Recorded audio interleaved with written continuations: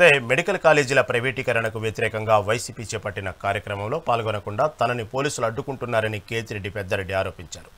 12వ తేదీ కార్యక్రమంలో పాల్గొనవచ్చని పోలీసులే లేఖ ద్వారా పర్మిషన్ ఇచ్చారని, ఇప్పుడు అదే కార్యక్రమానికి వెళ్తుంటే నియోజకవర్గంలో ఎమ్మెల్యే అస్మిత్ రెడ్డి అభివృద్ధి కార్యక్రమాల్లో పాల్గొంటున్నారంటూ తనని అడ్డుకుంటున్నారని వెల్లడించారు.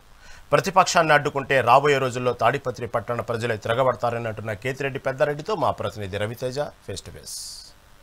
మెడికల్ కాలేజ్ ప్రైవేటీకరణ వ్యతిరేకంగా రాష్ట్ర వ్యాప్తంగా నిరసనలు జరుగుతున్నాయి.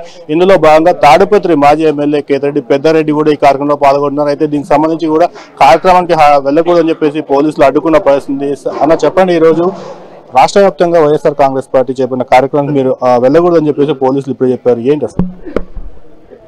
అది నన్ను అడిగే బదులు ఎమ్మెల్యేని అడిగేది మేలు. ఏంటికి పోలీసు వాళ్ళు పంపించి అడ్డుకుంటారు అనేది.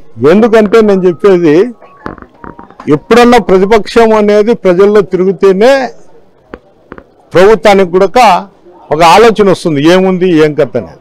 ప్రతిపక్షాన్ని నిర్వీర్యం చేసి వాళ్ళు ప్రోగ్రాంలు చేసుకుంటూ మమ్మల్ని ప్రోగ్రాం చేయకూడదని పోలీసులను అడ్డం పెట్టుకొని చేయడం జరుగుతుంది. ఎప్పుడు కూడా ఈ విధంగా జరుగుతుంటే ప్రజల్లో చైతన్యం వస్తుంది తప్ప వాళ్ళ మూర్ఖత్వం. ప్రజల్లో చైతన్యం వచ్చినప్పుడు ఇట్లాంటి వాళ్ళు ఎవరు కూడా నిలబెట్టే పరిస్థితి కూడా ఉంది. అంటే మీరు 8వ తేదీనే ఇలా ప్రోగ్రామ్ ఉందని చెప్పేసి పర్మిషన్ తీసుకున్నారు. ఆల్రెడీ 12వ తేదీ మీరు ప్రోగ్రామ్ చేసుకోవచ్చు అని చెప్పేసి పోలీసులు పర్మిషన్ ఇచ్చారు. మరి ఈ రోజు వాళ్ళే అడ్డుకుంటున్నారు. అసలు అంటే కార్యక్రమం మార్చుకోమని చెప్పారు, మీరు కార్యక్రమం మార్చుకున్నా కూడా మరి ఎందుకు వద్దంటున్నారు?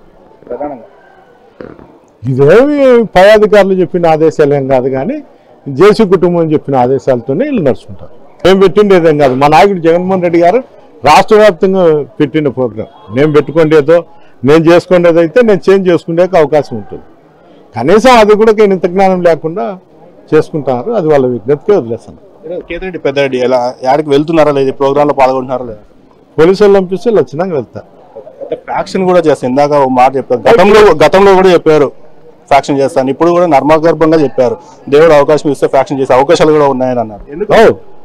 అంటే ఇంత అరాచకాలు, ఇంత కథ, పోలీసు ఈ విధంగా వ్యవస్థలన్నీ ఈ విధంగా నిర్వీర్యమైనప్పుడు ఎవరైనా కానీ, పూర్వము కూడా రాజులు కానీ దేవతలు కూడా వ్యవస్థలన్నీ నిర్వీర్యమైపోయినప్పుడు తప్పనిసరి పరిస్థితుల్లో చేయక తప్పదు. అది రాక్షస సంవరం అనేది ఎప్పుడోసారి జరుగుతూ ఉంటుంది.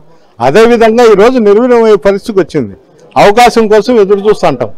ఆ అవకాశం ఏ తారుమారైనా ఆ రోజు మొదలు పెట్టక తప్పదు. నేను పెట్టకపోయినా మా కార్యకర్తలు, నేనైతే పెట్టను అది వేరు. ఇక్కడ ప్రజలే తిరుగుబడతారు. ప్రజలే వైఎస్ఆర్సీపీ కార్యకర్తలే తిరుగుబాటు జరుగుతుంది. ముందు కేతిరెడ్డి పెద్దారెడ్డి కార్యక్రమాలు ఎలా ఉండబోతున్నాయి? ఎందుకంటే అడుగడుగున పోలీసులు అడ్డుకుంటారని చెప్పి మీరు అన్నారు. ముందు ఎలా ఉండబోతున్నాయి? ఇక్కడ చూసాం, చట్టం అనేది ఒకటి ఉంది. చట్టాన్ని కోర్టుకు పోయి దానిపైన ఆర్డర్స్ తెచ్చుకుంటాం.